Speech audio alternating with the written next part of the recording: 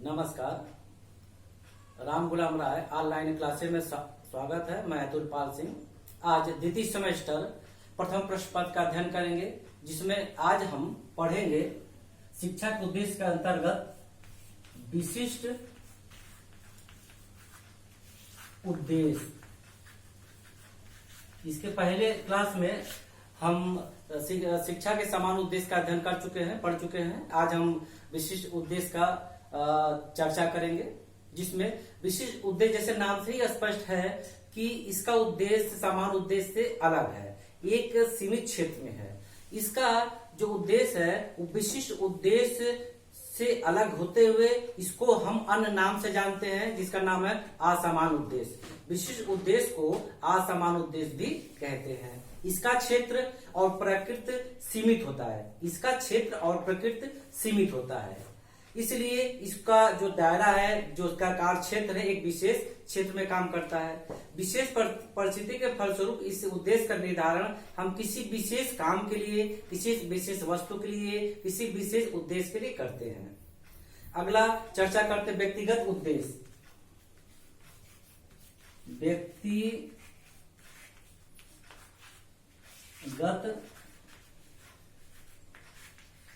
उद्देश्य जैसा कि नाम से ही स्पष्ट है, व्यक्तिगत उद्देश्य।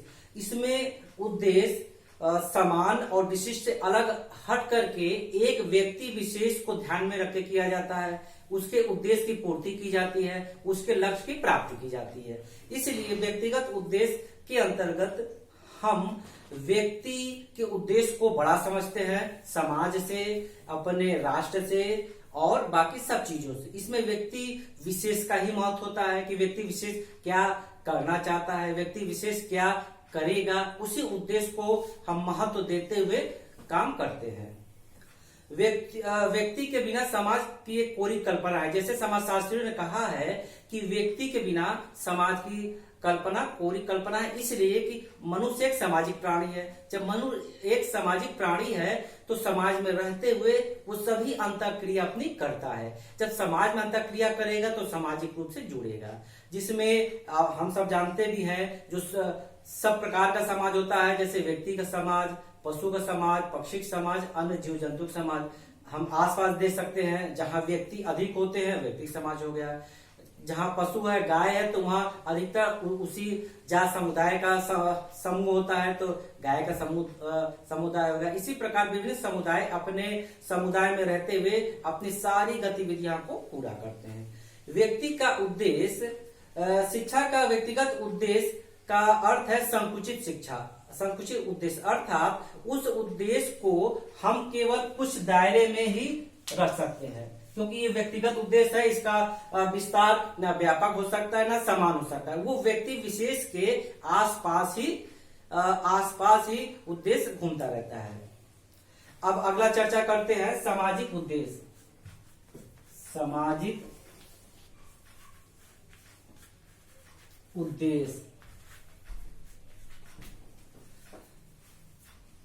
शिक्षा द्वारा मनुष्य के सामाजिक कौशल का विकास किया जाता है। अर्थात शिक्षा ही वह है जो मनुष्य में सामाजिकता गुण का विकास करती है और उसको इस योग्य बनाती है कि वो सामाजिक गुणों को सीखे, समाज में कैसे रहा जाता है, कैसे व्यवहार किया जाता है, सामाजिक गतिविधि कैसे की जाती है, इस बारे में वो अनुभव प्राप्त करता है। अनुभव कैसे प्राप्त करेगा? जब वो समाज में जाएगा तो अनुभव प्राप्त करेगा। सामाजिक उद्देश्य हम अनुभव द्वारा प्राप्त करते हैं। जैसे औपचारिक शिक्षा थी विद्यालय में लेते थे और अनौपचारिक शिक्षा अनुभव द्वारा लेते हैं, ठीक उसी प्रकार सामाजिक जो उद्देश्य है वो जो समाज के जो भी कौशल है, व्यवहार है या गतिविधि का हम तभी अनुभव कर पाएंगे जब वहां जाएंगे, वहां शामिल होंगे। इसलिए सामाजिक उद्देश्य जो वो है, वो सामाजिक उद्देश्य जो है सामाजिक कौशल के गुणों का विकास करता है। इसमें व्यक्ति का समाज से घनिष्ठ संबंध होता है, इसीलिए जब सामाजिक उद्देश्य है तो समाज और व्यक्ति का घनिष्ठ संबंध होगा, क्योंकि व्यक्ति समाज में रहते हुए अपनी सारी गतिविधियों को पूरा करता है। जैसे हम उदाहरण ले लेते हैं कि हम सब मानव समाज में रहते हैं, देखते भी होंगे हमारे घर परिवार में जन्म उत्सव होता है, बच्चों का जन्म होता है, तो विभिन्न प्रकार के संस्कार होते हैं। जन्म होता है, मुंडन आदि होता है, तो उसके बाद अन्य संस्कार होते हैं, जैसे वैवाहिक संस्कार हो गया या लास्ट जो हमारा संस्कार है हिंदू धर्म का अंतिम संस्कार हो गया, इन विभिन्न संस्कारों में हम समाज में रहते हुए सुख दुख में लोगों को बुलाते हैं और शामिल होते हैं। अर्थात हम एक सामाजिक प्राणी हैं, तो हमारा क्या उद्देश्य है कि समाज में रहते हुए अपने सुख दुख को बांटना। अर्थात हमारे वहां अगर कुछ खुशी या ऐसा माहौल का होता है तो लोग हमारे वहां आते हैं। अगर अन्य हमारे आसपास रिश्तेदारी या समाज में होता है तो हमें एक इंसान होने के नाते, एक पड़ोसी होने के नाते, एक रिश्तेदार होने के नाते हम ऐसे गतिविधि में शामिल होते हैं, और शामिल होने से हमारे अंदर सामाजिकता का विकास होता है। हमको सामाजिकता अनुभव द्वारा मिलती है। समाज के अभाव व्यक्ति का जीवन पशु समान है। जैसे समय समय पर विभिन्न शिक्षा शास्त्रियों ने कहा है कि व्यक्ति अगर शिक्षा नहीं लिया है तो पशु समान है। अगर हमारा जन्म मानव कुल में हो भी गया है, हमारे अंदर वो गुण नहीं है, हम शिक्षित नहीं है, मानवीय गुण नहीं है, तो हम दो पैर के पशु के समान ही माना गया है। मनुष्य एक सामाजिक प्राणी है। बार बार चर्चा होता रहता है कि मनुष्य सब जीवों से श्रेष्ठ है। क्यों?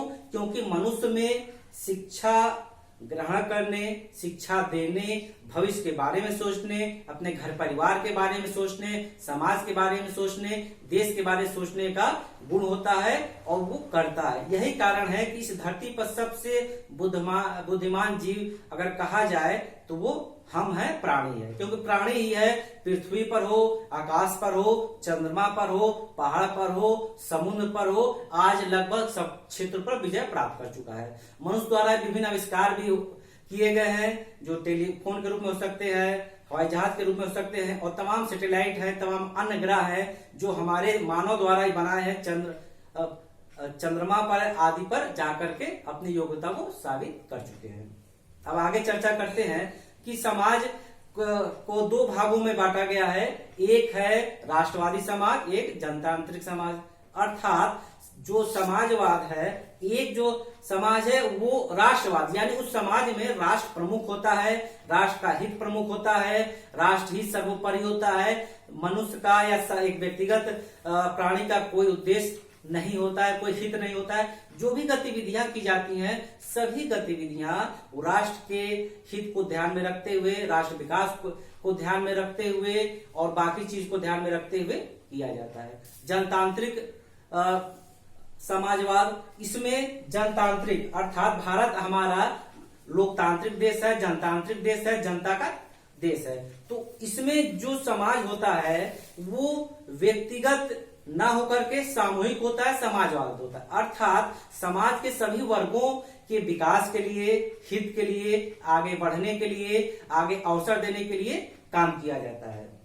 तो समाजवाद जो है एक राष्ट्र समाजवाद होता है, राष्ट्र हित के बारे में चिंता करता है। एक जनतांत्रिक होता है जो जनतांत्रिक के क्षेत्र में बात करता है। जैसे हम जानते हैं कि हम मानव को 6 मूल अधिकार दिए गए हैं, अर्थात कि हम राष्ट्रवाद है, हमारे जो समाज है वो प्रत्येक व्यक्ति के लिए एक समान है, सबको आगे बढ़ने का एक अवसर देता है, एक आगे बढ़ने का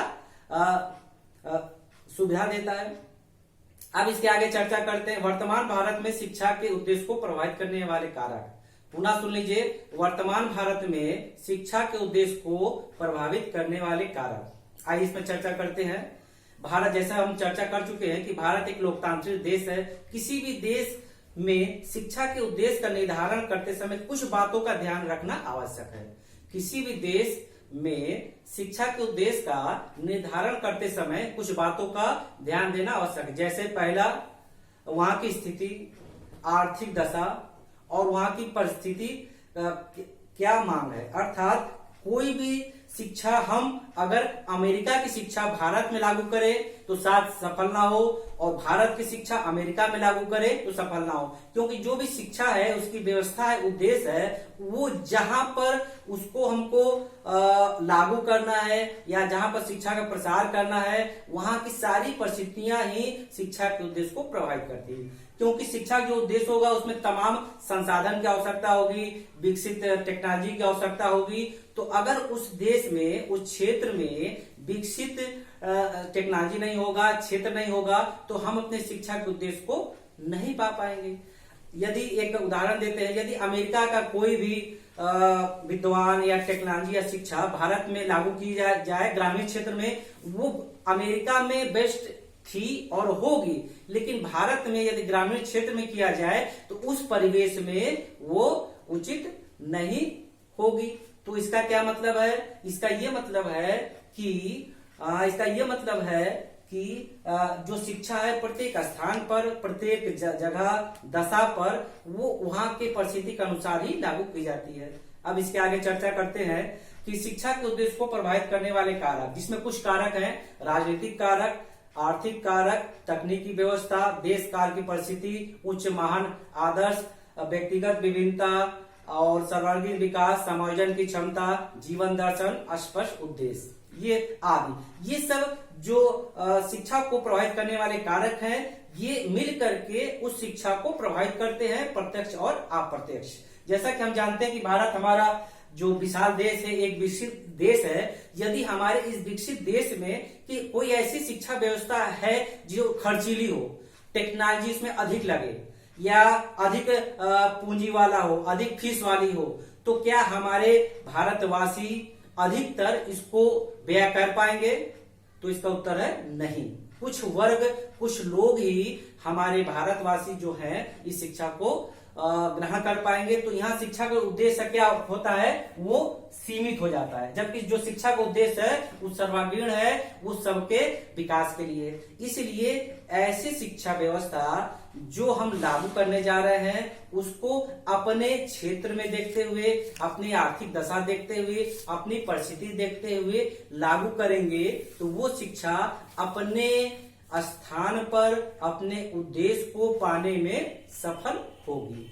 इसलिए कि हम सब जानते हैं कि जो भी शिक्षा है, जैसे हमारे देश में देख लीजिए, शिक्षा आज क्या है, महंगी शिक्षा हो गई है।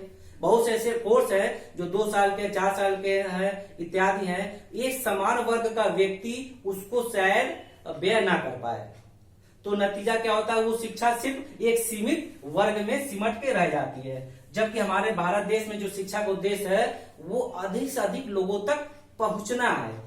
इसलिए जो शिक्षा का प्रभावित करने वाले कारक है, इसकी विस्तार से चर्चा हम अगले क्लास में करेंगे। इन्हीं शब्दों के साथ आज का क्लास यहीं समाप्त करते हैं। नमस्कार।